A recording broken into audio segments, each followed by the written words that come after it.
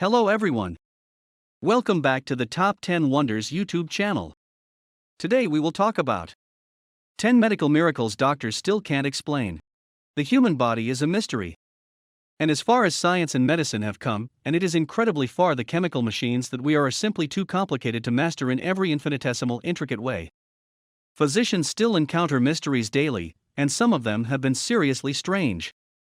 Patients have made impossible recoveries throughout history when all seemed lost or faded away for seemingly no reason. People have grown, secreted, emitted, and even become things you would never imagine, even when life and death were off the table. With that in mind, this list will bring together medical phenomena that may be wonderful, terrible, or just bizarre, but all of which doctors still can't explain. 1. Decapitated and survived. As far-fetched as it may sound to us, there are actually a few recorded instances in which a person has been decapitated and survived. The reason, the injury is what's known as an internal decapitation, or orthopedic decapitation, or atlanto-occipital dislocation, in which the skull and spine separate, but the skin and other tissue around the bones remain sealed. This injury results in a head that is only attached to the body via limp, soft tissue. Here are the statistics. For those who suffer an internal decapitation, 70% die instantly, another 28% die within hours, and the remaining 2% lucky enough to survive have almost all become paralyzed for life. And yet somehow in 2008, after 9-year-old Jordan Taylor was internally decapitated in a car crash, the young boy almost fully recovered within 3 months and walked out of the hospital doors on his own. As the boy's mother, Stacy, puts it, "He's like a little boy again. He is walking. I have to tell him to slow down." This is the best Christmas miracle that I could ever imagine. 2. The toxic woman. One incident heavy on the mysterious side of miraculous, but light on the fortunate side, is the case of Gloria Ramirez, better known as the Toxic Lady. On February 19, 1994, Ramirez visited an emergency room as she was experiencing heart palpitations. Then Ramirez, the physicians in her room, and seemingly the very air around them evolved into something as deadly as it was baffling. While the staff was treating Ramirez, they noticed her body behaving strangely. Her skin took an oily sheen, and she emitted 2 strange odors, one garlicky and one like ammonia. Staff began feeling nauseous and lightheaded. A nurse passed out, then a doctor. That night, Ramirez passed away, but not before her odd biochemistry caused 23 people to become ill, 5 of which required hospitalization. What made the lady so toxic is still unknown, though may be related to her use of dimethyl sulfoxide. 3. Phineas Gage. Phineas Gage is a legend. Not because he didn't exist, as he lived a very real life, but because one accident in his life has become, according to some psychologists, one of the great medical curiosities of all time. At age 25, Gage's head was pierced all the way through by a large iron rod, causing the abrupt removal of much of his frontal lobe and, from that day forward, a complete shift in Gage's personality.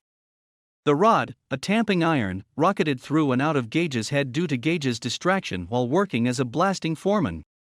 From that point forward, every detail of Gage's life is interesting.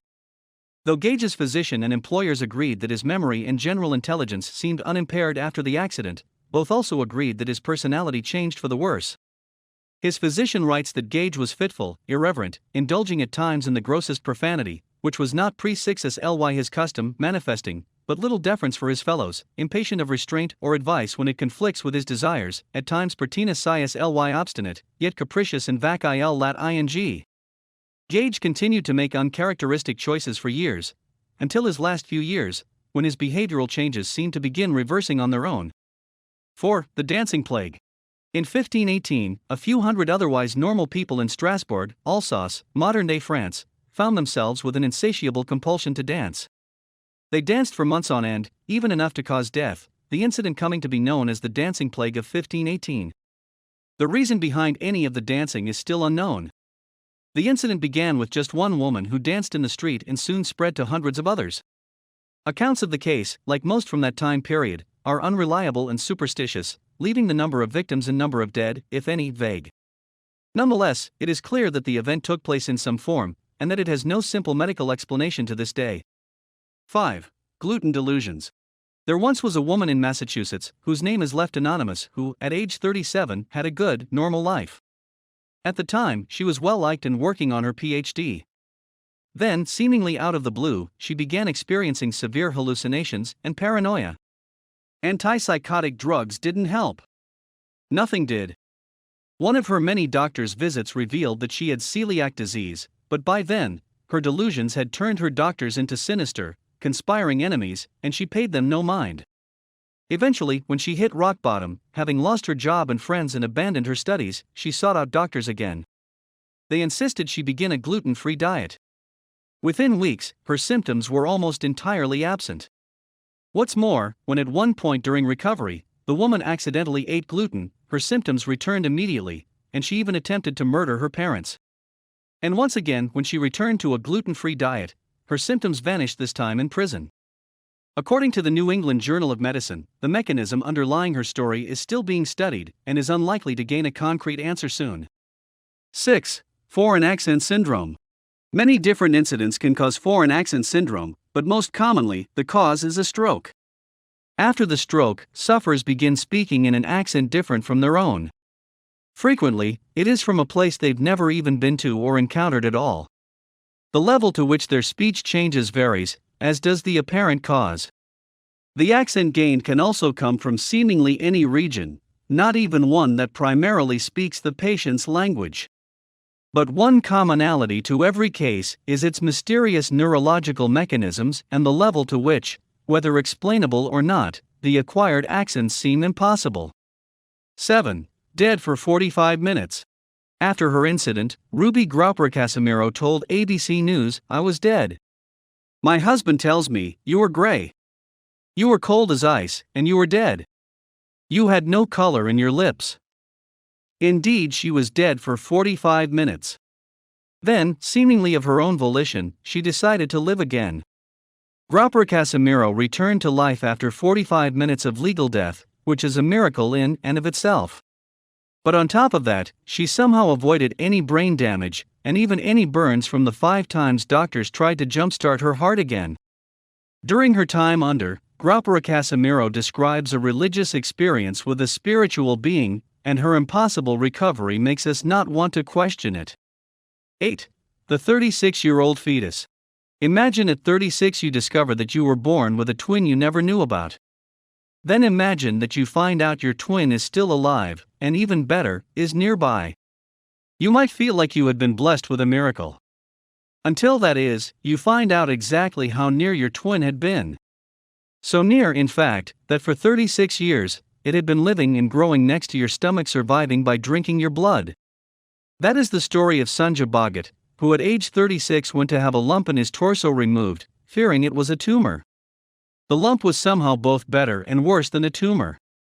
As one of Bhagat's doctors recalls, the surgeon just put his hand inside, and he said there are a lot of bones inside. First, one limb came out, then another limb came out. Then some part of genitalia, then some part of hair, some limbs, jaws, limbs, hair. The most spine-tingling quote of all goes to the surgeon himself, who said, "To my surprise and horror, I could shake hands with somebody inside Baghat's body. It was a bit shocking for me." The condition, which we know as fetus and fetu, is incredibly rare, and usually, both individuals die before or during birth. In this case, both survived for 36 years. The fetus's nails were even growing long. 9. Pathological generosity. The stories of Phineas Gage and the women with celiac delusions demonstrated how major biological changes can cause equally major psychological changes. However, in both cases, the changes were dark and off-putting. Luckily, the story of the Brazilian man known only as João exists to demonstrate the opposite. After suffering a stroke, João became neurologically addicted to charity. After his attack, João quit his job as a human resources manager and opened a street cart that sold French fries. Well, perhaps sold isn't the right word, as João gave fries away for free constantly. When he did accept payment for them, he quickly gave it to local beggars and children. He was so generous that he forced his family into relative poverty. His neurologist concluded that João was pathologically generous, compulsively driven to give. This neurological shift helped some and hurt others, but in either case, remains largely unexplained. 10. Ask and ye shall receive. This particular medical material earns its spot at number 1 simply for being a classic and for being a breath of pure, fresh air after some strange twists and turns. At age 56, Greg Thomas was diagnosed with inoperable cancer throughout his head and neck. Doctors instructed him and his family to begin funeral preparations. In his supposedly final days, Thomas began stopping by a local church. However, he prayed at its door daily, noticing that it was always locked and becoming increasingly dilapidated. Asking around, Thomas found the owners and requested that he be able to spend what time he had left restoring the church. All he wanted in exchange was the ability to pray inside it.